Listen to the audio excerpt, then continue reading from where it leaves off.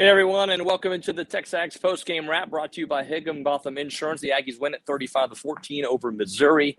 I'll let you guys kind of get into the room as we break this one down, but you probably only think about insurance when you need it. But Higginbotham, they do a great job out there, and they want to take care of you during your risk because they have you covered all year long. They start by listening and end with a custom solution that fits your needs and fits your budget as well. They do it all: car, home, health, business, employees, insurance. Higginbotham has got you covered out there. It's a place that leads so that your value leads. Call Tyler Smith at 979-871-3162 or go to higginbotham.com. All right, guys, the Aggies do win this one 35-14. It was a great game here in Columbia, Missouri. Really wonderful start in this one. They were able to run the ball. They were able to force turnovers. The one thing I did not like in this one was the fact that it was basically 14-14 after the 21-0 game.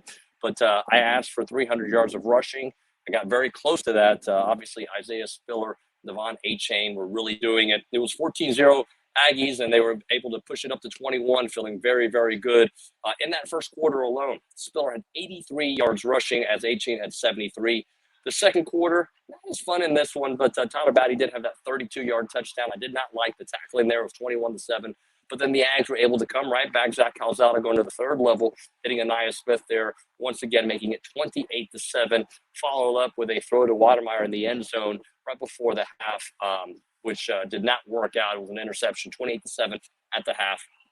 And then the third quarter, kind of what we've seen with the Aggies, was a little stale for them after a 3-and-out. Mizzou goes 14 plays. They go 97 yards, and Jimbo talked about that in his press conference. He was not very happy with this one. On that drive, though, there was a questionable PI on Jalen Jones. But then the Aggies are able to march down the field in a big 3rd and 17. They're able to have a Zach Calzada connect again with Anaya Smith, who's been there for him all year long. Then it was A-Chain in a cloud of dust, 35-14. In the fourth, another Seth Small missed field goal. That's okay, though. The Aggies were able to stop them there at the end of the game, and they end up winning this one 35-14. So lots to get into. I do want you all to hear from Jimbo, who spoke with the media just minutes after the game. Proud of our guys. Come on the road, get a win. This is always a tough place to play, and I didn't pay attention, but I guess there's some demons in A&M's history at Missouri after some big games and big wins. I guess I like not being aware of those things. But proud of our kids. We come up and we challenged them to start fast, which we did. I thought the defense did an excellent job. We got turnovers early in the game. I thought we took them and converted them offensively. Big 3rd down conversions in the red zone for the offense that we were able to get touchdowns, didn't have to kick field goals, got stops and critical. And then we got the running game going. We had that first drive after the turnover, then took an 80 or 90-yard drive. Hit some big runs. The backs ran the ball really well, got the running game going. Zach was really hot in the beginning, doing some nice things. And we're up 21-0. Then we get another turnover, and we get a break a run down the 15 and get a critical holding penalty. And that hurt us, man. Could have got up 28-0 and then come back, didn't pick up the first down, and missed field goal. Missed 2 field goals today. And had a bad snap on the second one and missed a field goal, 2 field goals. That's uncharacteristic. Then we get a law offensively, just missed a throw here, had plays here, and didn't hit them. And in defense, we give up a drive. And all of a sudden, it's 21-7. That's a 2-play game. You say it's 14 points, that's 2 plays. And but then I think with 2 things, we did it twice in the game. Offensively, immediately took the ball and marched down. We had a big loss, missed a block was going to take a shot there, and our lineman missed a block and got a sack, so we had a 17-yard loss. And they got a penalty for tackling our guy on the screen, which is a penalty, but it wasn't first down, so we overcame it and had a 3rd and 17 and hit a big critical 3rd down. Zach made a great throw to Nice, and Nice made a nice catch. And then we were able to finish that drive off, and we were able to get back 28-7. And then I was disappointed because I thought we could have knocked them out right there before half. We had a chance and had a chain on a route right there, and we just tried to be too perfect with him instead of leading it out there, and then safety come, we had him. Could have knocked him out, and then come out the second half, got a missed run, and then missed a throw that would have been a big play. Then 3rd and 17, we had to run and come up a yard. We give it the first down. They called us a yard short out, which was true. Then we give up a 97-yard drive defensively. Man, that can't happen up 28-7 when you got them pinned back. You pin them back right there and hold. And then, but again, offensively, came back the next drive and pounded it right back and scored and went 35-14. So I like that part of it, but there's still a lot of sloppiness in there in our game that we got to get cleaned up with more consistency. Like the way we ran the ball. The game was physical. Defense got the turnovers early and did that. But there's still a lot of things, both sides, that we got to play better. But still going on the road after a big emotional win last week, I thought I was very proud of our kids. And, hopefully we'll get better this week. All right, good stuff there from Jimbo Fisher, their post-game, as the Aggies do take this one 35-14. Let's get our post-game wrap on the program, and we're going to go to Brandon Leone to start things off there. Brandon, your thoughts on the way the game started and then obviously the way it ended. Well, I'll start with the positive, and I think first of all, the most important part was you get an SEC road win, and just like Jimbo said, you're coming off an emotional high, probably one of the top 5 biggest wins in the program history last week at the most critical time possible, and you're going on a place in Columbia, Missouri, where we don't have a great history. And when I was there, they had Brad Smith at quarterback, and they just punched us in the face. I mean, it was not a pretty game. I know we struggled there, I think, in 2013, Johnny. And so, I mean, you've seen us in the past struggle playing in Columbia. So to come out and jump out to a big lead, 21-0, and an SEC true road game, our first of the season, was so encouraging. And so that was some of the positive stuff, coming off an emotional high and responding with a fast start. But then, you saw some of those things that have been frustrating about the year. And that's been the story of the season, I think, so far to me, is consistent execution from this team. You see what happens in that first quarter when we execute on all levels, right? We had 2 turnovers on defense, should have had 3. I thought that call on Edrin Cooper was a little iffy on the sideline when Leone got the pick. We responded after a turnover and went and scored right away. We had an 89-yard drive and an 85-yard drive for touchdowns, and we were up 21-0. And you're thinking, oh, man, this is going to be a stress-free early afternoon on a Saturday. And then, some things started to happen, right? I mean, we got some penalties that hurt us. That 14-play, 97-yard drive hurt us. We missed 2 field goals. Again, some of these little things that we're letting happen that can cost us in these bigger games down the road. And so I think ultimately it was a little bit sloppy. I think Calzada played a great game, but those little touch passes he kept missing in the flat, that's 50 to 75 yards of offense and probably 3 first downs we didn't get. Again, I think he looked so much better than he has against Arkansas and Mississippi State. You could see the improvement. And I think, to me, the biggest play of the game that I might write something about next week was the 3rd and 17 conversion when he hit Anais Smith. Because we were reeling. It's 28-14. The crowd was back in the game. And we hit that first down. We went down and scored. And I think that kind of wrapped the game up, in my opinion. So, overall, can't be too pissed off with an SEC road win. But you just keep – I feel like we're leaving some stuff out there each week, minus the Alabama game. And this team, if they execute consistently for all 4 quarters, they're going to be a really hard football team to beat. But it's which A&M team are you going to get each quarter? That's the answer that we're all looking for. Brandon, I think that's a beautiful thing about what we saw tonight is the fact, or this afternoon, is the fact that A&M did not play their best game after the first quarter. Yet there's a lot of things we can nitpick at, but they still won a game by 21 points, a game where I think Zach's biggest issues were those rifles, those rockets he would throw to the running backs. But overall, I was very happy that the fact that they went on the road in a place that they have struggled in the past, and this game was never in doubt. Yes, there was a couple of drives out there that didn't feel good, and there was a little lull in activity, but that seems to happen on the road in the SEC. I mean, it does seem to happen. Look at Florida today, right? I mean, I think they were a 19, 20-point favorite against LSU.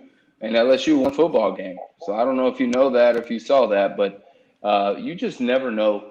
When you have rosters like you have in the SEC with the amount of talent that comes to this conference, there's no days off, man. I mean, there's really not. There's not. Back when I was at A&M, you had your Baylors, your Iowa States, although they beat us once. But you had your teams where it's like, oh, you could maybe go in there and cruise by, but that's just not the case anymore. And so for us to come in, get a hot start, respond when we needed to. Like, we gave them a little bit of hope. And that's the thing I was looking for, Nuño. I was like, we're up 21-0. Let's just take away hope. Like, let's just remove it from them. I think one of the only things I would nitpick on is on that call where it was 4th and inches, and it looked like Spiller had the first down. You're averaging almost 9 yards a carry.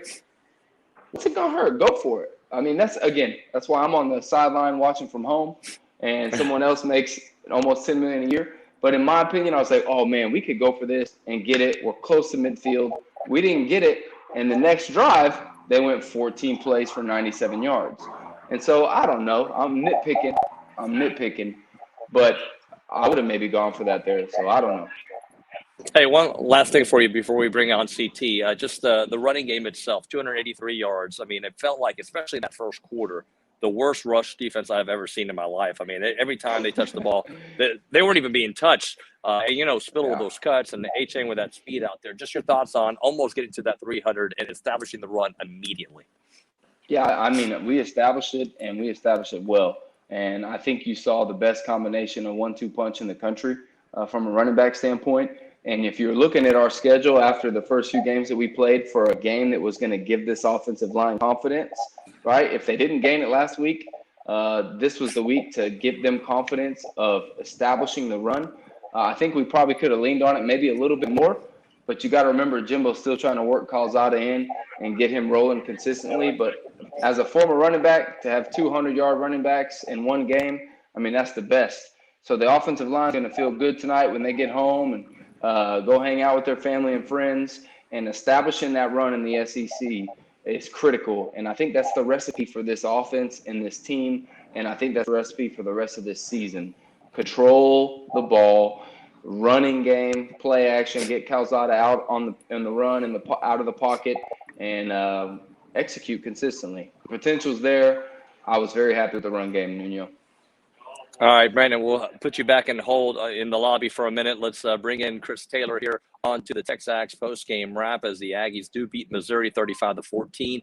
CT, good to have you on the show, man. Let's start off with the defense because Missouri was known to be able to sling it. They're able to throw the ball. They are able to run the ball. And to only give up 14 points, even though it felt like that was too much, I still think overall defensively it was a good way to go into on the road in the SEC.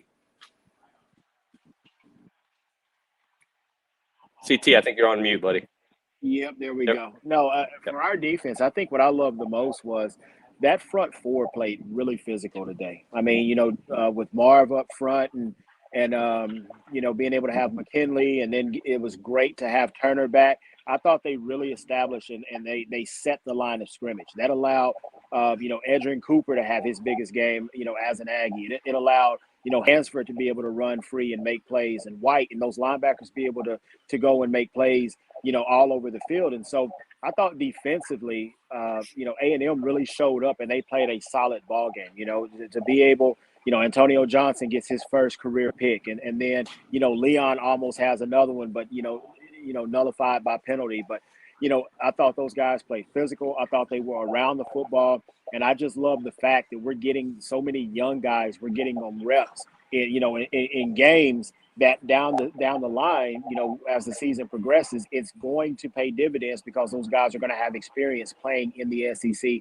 and playing against some big-time college football players. And so, I thought defensively we were solid.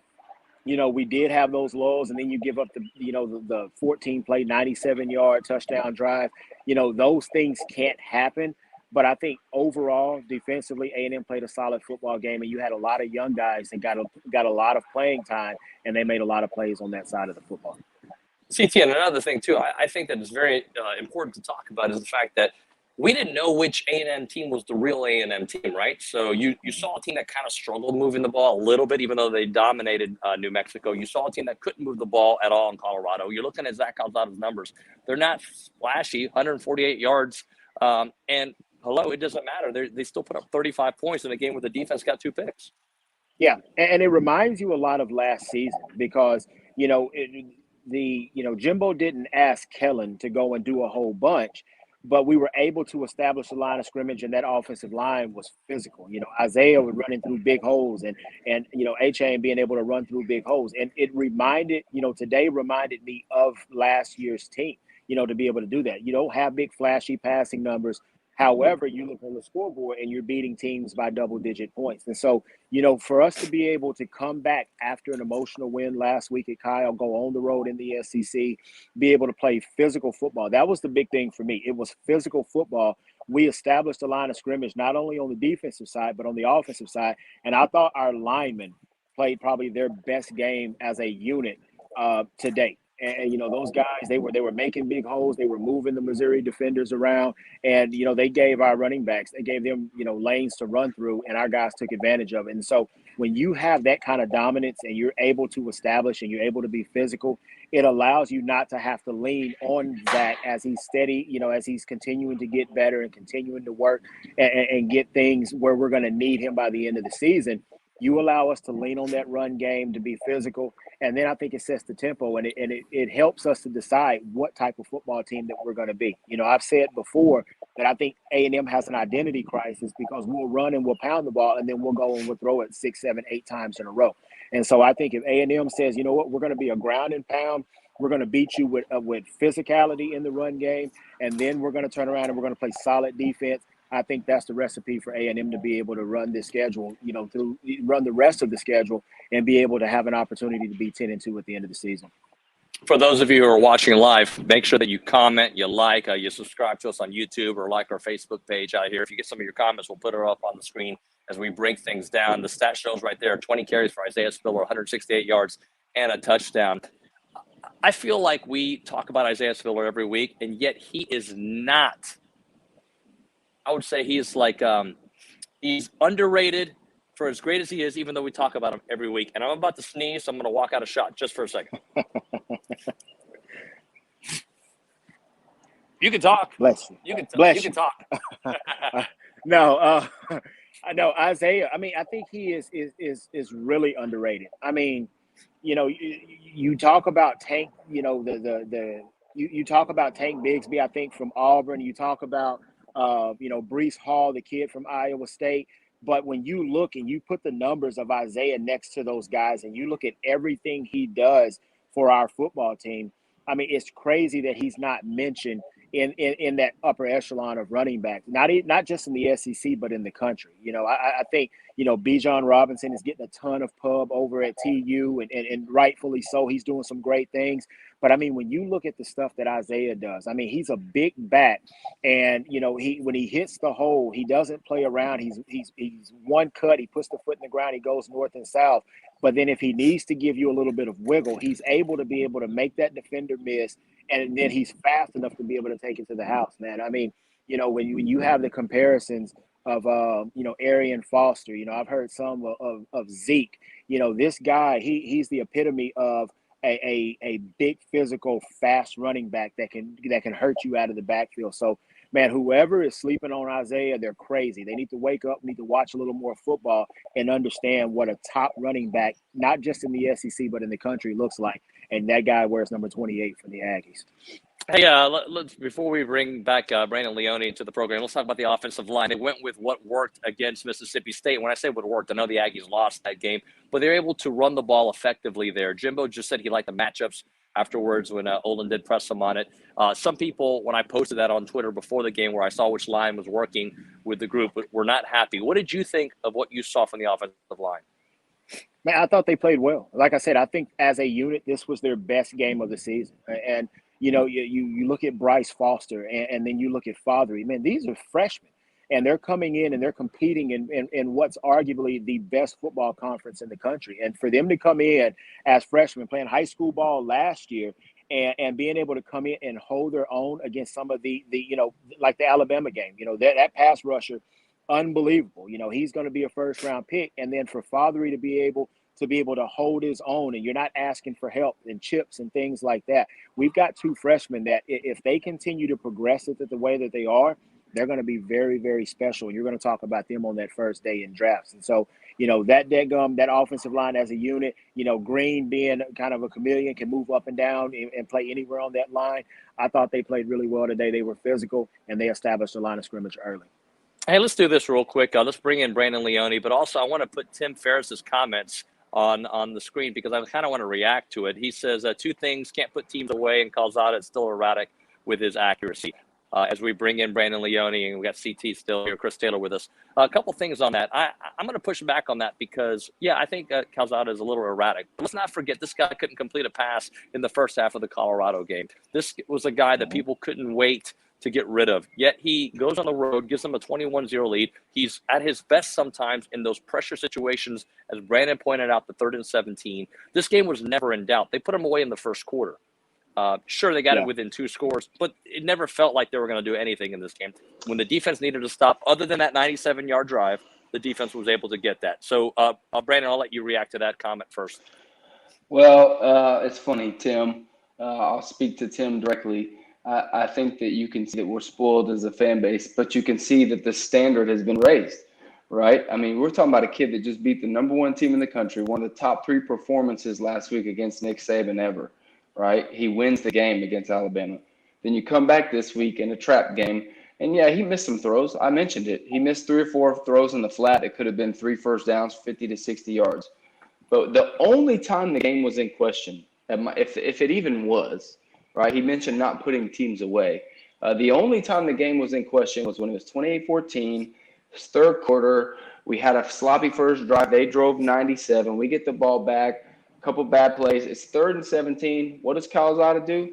He steps up in the pocket. He finds a nice Smith, Old Faithful, across the middle for a first down. And after that, it was a deep sigh of relief. We drove down, took another 3-4 minutes off the clock, and scored a touchdown. So the game was never in doubt. So he says can't put teams away. I get it. I was frustrated at times. I said that on Twitter. I'm frustrated, and I don't know why I am, or I'm stressed. But at the end of the day, the kid has improved significantly. He made different reads. He went through his progressions today. Like you said, he found a nice in the back of the end zone, at the last level. And so, yeah, he can improve. But again, what's this, his 5th start? Is this his 5th start? Am I tripping? That's 4-2, 5-2. Yeah, there you go. No, yeah, his 4th start. His 4th start. So the kid's growing. CT touched on it a ton. This is the offensive line's best game. We put this team away. Everybody was like, oh, it's 21-0. We jumped out on them. Did you think we were going to go win 84-0? I mean, that's just not how I was hoping too, right? We all were, and that's why we're all pissed off, because that's what we want. That's what we expect. But it's football, man. Mizzou has 85 scholarship players too. We are on the road. They do have a good coach that's a great play caller, that's one of the best red zone play callers in the country. I think they're 100% minus a kneel down. So, I disagree with that comment. It's easy to flex a little bit when you're frustrated. But at the end of the day, Calzada made the biggest play of the game on 3rd and 17, and we executed. Offensive line in the run game was dominant, and I agree with CT. That's the recipe, man. You want to go 10-2, lean on your run game. Don't put the game in Calzada's hands. Let him throw 15, 20 balls a game and put him in positions where he doesn't have to stress too much, and good defense. And we could do it. Yeah. CT, anything you want to add there? Yeah, and just kind of lean on Brandon's comment. I didn't feel like the game was ever in question, and I know we'd like to, go and score 49, 56 points and run away with the thing. But I think one thing that was what we were able to do, because the game did not feel it was in question, we're getting a lot of young guys a lot of playing time. These guys are getting experience, and I mean, to me, that is invaluable. When you're playing and that temperature starts to dip, and you have nicks and bumps, and as the season keeps progressing, you have guys that have been in these situations and they've been able to get reps. I mean, the biggest thing that these guys can get are reps to be able to continue to get better. And so, you're looking at Calzada. Yeah, you would like to have a guy like, Trevor Lawrence out there that's throwing for 300, 350 every game. But, since Jimbo's arrived in College Station, that's never been the calling card. It's always been a strong run game, physicality on both lines of scrimmage, and then play solid defense behind it. The biggest thing for Zach is we want to see him to continue to get better, continue not to put the ball in harm's way, continue to manage the game, and then let your playmakers go and do all the hard work for you. And so, he made one bad throw where he was late on a pass, and he stared down A-Chain the whole time, and the guy intercepted it, and that was that. So I'm sure he'll go into the field room this weekend. He'll look at it. He'll understand what he did. But just keep in mind, this was a guy that was, I think, 12 of 13 in the first half against the number one ranked team in the country who had the best secondary and all of these different things.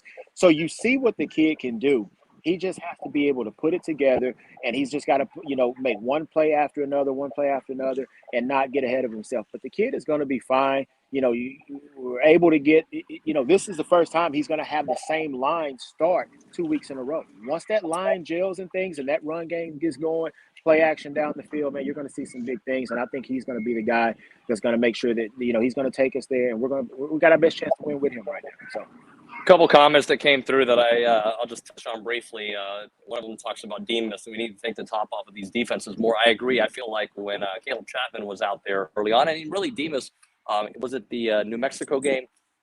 we saw more going deep. We haven't really seen that as much, and that's something I would like to see. Also, another poster talking about Adrian Cooper looking really good out there. He has looked really good, and he's another guy that continues to develop as Antonio Johnson coming basically back home and really having just a big-time performance as well. Yeah. Go ahead. And let me hit on Demas. I mean, you still have to understand with Demas as well. That's a young kid that hasn't played a ton of football either. I mean, since his junior year in high school, missing his senior year, redshirting, not getting a ton of reps, he's still learning to play ball at that level as well. However, being a receiver, a former receiver, you've got to learn to play the game. You've got to learn not just be able to take the top off the defense, but there has to be something to set that up. If I don't believe that you can run a curl route or a comeback or a dig, I'm not going to respect that route, and I'm going to play you for the deep pass anyways. And so he's got to go and he's got to redefine his game and not just be the deep threat, but he's got to be a complete wide receiver to be able to run all of those intermediate routes and stuff as well. He'll get there. He's still a young player. He's still developing, and those things are going to take place. And when they do, man, you're going to see that light. You're going to see that light come on, and he's going to be unstoppable. So Demas is going to be fine. We're going to be able to take those shots, but we've got to get better. I'm highly critical of our guys outside because I still don't think we're getting the separation that we need outside. And we've got to get better in our route running. And then when the plays are there, we got to make them. I mean, we had drops by our receivers today, so you can't put it all on Calzada. Our playmakers are still not making the plays, the easy plays that we're supposed to make. Hey, guys, a couple comments I want to jump in here, and then we'll close things out. People are continuously asking why Blake Boast or another quarterback hasn't played and why we don't let these younger players play. You don't want to – and where were they playing years past? And I will say I don't think 21-point victory is one where you bring in your second string quarterback, especially knowing that you're a play away from being very injured there at that spot. So that's just me. If Brandon, you want to take that one, why we haven't seen Blake Boast yet? Well, we haven't seen Blake Boast yet because we're still trying to get the most out of Calzada. I mean, at the end of the day, this kid's still developing. And so whether it's handing off, making the right checks at the line of scrimmage, every single rep that he gets matters. And so, yeah, I would like to see Blake Boast. I wish it was 49-7 in the third quarter, and we could have put Daniels and LJ Johnson in and Boast and Price and Muhammad. But we're still trying. We have a team with a lot to play for, and every single rep that these young guys get on the offensive side of the ball matters. It's like CT said, Demas is a phenomenal athlete, and it's great to see him get more touches. It's great to see him on the field, but I don't know exactly what happened on the play, but when he came in motion and he missed that block where Spiller got tackled for a loss, was that Demas or was that Spiller? I don't know. It looked to me like that was going to be something that Demas should have picked up. I could be 100% wrong, and if I am, someone correct me. But again, it's the little things. It's these little mental things that we got to get consistency from these young guys at all times. And so, yeah, we all want to see Boast get some reps to feel confident if Calzada gets hurt. But I want to see Calzada get confident to make those passes in the flat, to get those 50, 60-yard gains so we can see Boast and these other guys. It's those little things like that are happening that we need to see these guys. So don't stress about that. Like we just won by 21 on the road against a team that's given us fits. And so the last thing I would say before we do closing stuff is go in that play in the third quarter when Adrian Cooper made that play where he was on the other side and he pulled the trigger. And the announcer said it. Look at him pull the trigger. Buddy Johnson made a couple plays like that last year, but that's the first time I've seen a Texas A&M linebacker just hit the hole and get a tackle for a loss like that in a long time. And then for Antonio Johnson to make that pick in basically his hometown, man, there's some stupid young talent on this football team, and it's fun to see him do well. I keep wanting to respond to people because I think the expectations now are so different than they were 2 weeks ago. Ken Schumann up there says, what needs to happen for our defense to get better? It's frustrating giving up a 97-yard drive. Let me take this one for a second, and if you guys want to jump in, you can. I agree. That 97-yard drive was embarrassing. It was not good at all. But you held – okay, so Missouri on the year, coming into this game, I'm looking at this number right now, was averaging 429 yards of total offense. Guys, last time I checked, that's a lot of offense. They only had 328 yards of total offense against the Aggies, and they only gave up 14 points. So the problem for Missouri this year has not been their offense. It has been their defense being gashed up, which the Aggies were able to demonstrate that they could do that all day long, and they certainly got to them. But offensively, Missouri had one or two good drives in the entire game. Am I right here? You're exactly right. I mean, look, here's the deal. CT, I'm sorry. I should have let you Yeah, run you with go. this. Go ahead, man. Go ahead. We just beat the number one team in the country. It was one of the best nights in Kyle Field history. It's amazing. I'm so excited for them. We've talked about it, and we beat a dead horse. End of the day, life moves on, and you got to look at the entire body of work as a team. And this football team still has a ton of improvement left. Like they stepped up, we saw their potential, and I think now all the fans are like, "Oh, we got to go 10-2 and win our bowl game by 30 and be 11-2." Man, that's just not how it works, man. Like every week, it's 0-0 as the season goes on, and so that was a hell of a night, and enjoy it. But please remember, like, look back at this season. We still have a lot of improvement to make, and that's exciting because we showed our potential in the Alabama game. But look, the 2 weeks before that, we showed our lack of potential when we don't execute well. So this team needs to continue to take it 1 week at a time, one play at a time, one quarter at a time. And our fans just need to realize, like, hey, just we're along for the ride. Let's support them. Let's get behind them and understand that there's a lot of growth here. There is a lot of potential, but don't expect us to go win by 30 and go beat whoever we play in a bowl game by 30. Like, we still got a lot of stuff left on the schedule in front of us. So I would say great performance by the defense. That drive sucked, but that was a great performance by this defense, I think. Yeah, yeah.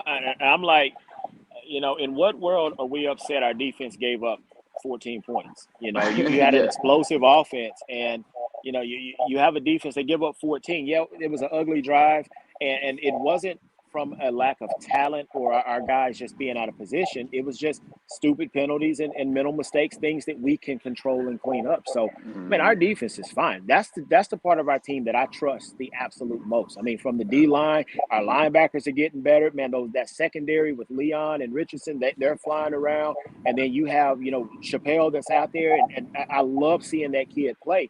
Our defense is going to be fine. You see that we can get the stops when we need to. It's that kind of bend but don't break mentality. And to give up 14 points to a team that's been up and down the field on every opponent that they face, and to hold them about right around 100 yards less than what they get. I mean, defense is fine. We just need to, like Brandon said, we need to relax, enjoy the ride. These guys are playing hard. They're making plays, and they're going to be fine. All right, guys, so let's get some closing thoughts as we get closer now to the South Carolina game, then the open week afterwards. I'll let CT take it from here. Just say your thoughts as the Aggies beat Missouri, and they've got a very winnable game before the bye week, and then Auburn. Yeah, to go on the road and to win a football game, that's a feat in itself. I mean, it's hard to win on the road, and to be able to play in this conference and to go in after an emotional win last week, not knowing how the team would respond. You come back out, you start the game physical, you jump up 21-0, you get young guys in making plays. Man, this A&M team, they're starting to mature, I think, a little bit. They're starting to make the plays that we're supposed to. We're making a few that we're not supposed to make. But this team is on the right path. You go in next week, you get a win against South Carolina, you take a week off and rest, and now you're right there in the thick of things. I mean, I don't think if people, and I probably shouldn't say this, but Bama loses one more, and we kind of control our own destiny to that west side getting into the SEC championship. So it's not lost. We've got a ton to play for. And these guys just have to go in, take it one step at a time, put one foot in front of the other, and these guys are going to be fine. So, man, big win today, big win on the road in the SEC. Proud of them for the work that they did. All right, Brandon, your thoughts. Second week in a row, we won the turnover battle. I think that's critical for us with a young and inexperienced team. Continue to create turnovers and to take care of the football. I think Calzada's doing a pretty good job of that. Again, he had one against Bama. He had one today. I know he wish he could get back. Dominant run game and confidence at the offensive line, consistency there. The front four, like CT said, imposing their will. You got Shamar Turner back this week, getting that rotation going again. I think that's going to be critical for us so we can do some things on the back end with our linebackers and secondary. And then again, I think we've all talked about this. We're further into the season. We got a lot of young guys playing. They're gaining experience. And with each win, they gain confidence. So the more confidence, the more experience you have, the less you think, the more you let your athletic ability shine. And so let's get ready for South Carolina. Let's get to the bye week. Let's execute this next Saturday against them at Kyle Field, night game. Let's get it popping again. in front of the 12th man. Let's get some rest, and then let's regroup for November, man. There's still so much in front of this football team, and so I'm proud of them. I'm excited for them. I would say to the fans, I love that the fact that we have these high expectations. That's a sign of where Jimbo's got this program. But let's take it 1 week at a time together. Let's watch this team grow and develop, and let's move on. All right, Brandon and CT, thank you so much for joining us here today. We'll see you guys next week. Sounds great. Appreciate you guys. All right, guys, and that's going to do it for our TexAgs post-game wrap as A&M takes it to Missouri 35-14, a game where they're able to establish the run, get a couple of picks on the road. First true road game of the season and the first true road game for Zach Calzada here in the SEC because the game in Denver, obviously, neutral site game, as was the game against Arkansas there at Jerry's World. That's going to do it here for our post-game wrap brought to you by Higginbotham Insurance. Thank you so much for watching, and we will catch up with you guys tomorrow on the Luchador Podcast.